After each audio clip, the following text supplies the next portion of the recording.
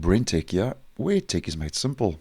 Yesterday I posted a video that Microsoft's new screen recorder for Windows 11's Snipping Tool could soon become a reality, and that was because beta channel insiders taking part in the latest bug bash from Microsoft in the beta channel as part of one of their quests for select insiders, they could now start testing the new screen recorder.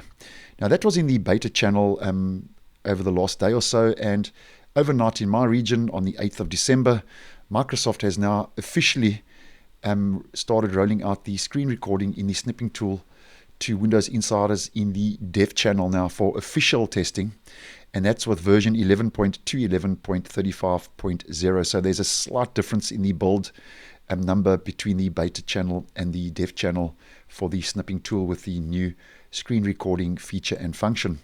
Now at this stage, not all insiders in the dev channel will receive the update right away, and because of that, although it is started to be officially tested in the dev channel, because of the fact that not all insiders will get the update straight away, this means that I don't think we will see the new record function roll out to the stable version this year.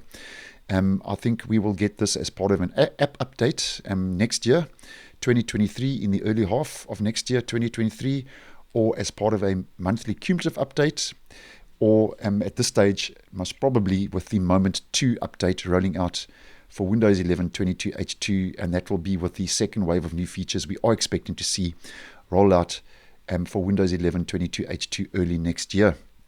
Now, Microsoft has kind of given us a quick run through as to how the new recording function will work with the Snipping Tool. So if you are interested, you can just hang around. And over and above, obviously, like it can currently do, take screen snips and screen captures, you can now obviously record your screen without having to use third-party screen recording software, which I think is a nice move in the right direction. And basically, to get started, you have to obviously open the Snipping Tool app and then select the new record button and the record function. And then once you've done that, if we just head to the next screenshot supplied by Microsoft in the release notes to the dev channel insiders, you will then be able to select and refine the part of your screen that you want to record before starting your screen recording session. So very similar to taking a screenshot and a screen snippet, you can select and drag the portion of the screen you actually want to record.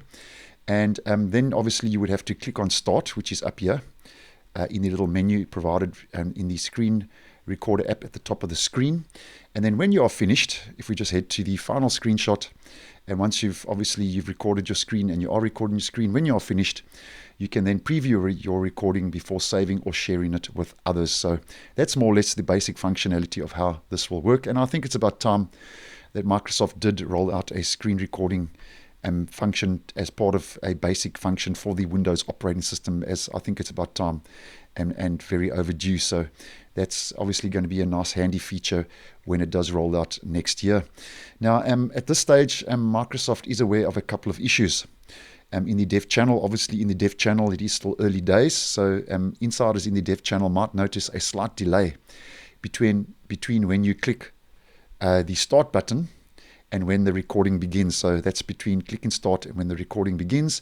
And there's also a known issue where the Snipping Tool app window does not restore when initiating a new snip from within the app. So if you are using the Snipping Tool in the dev channel, just be aware of those teething problems, so to speak. But just a quick video to keep you updated that, as I did mention yesterday, the recording feature in the Snipping Tool is becoming a reality now, and this could roll out, I would suggest, in the early half of next year, 2023, to the stable version of Windows 11. So thanks for watching, and I will see you in the next one.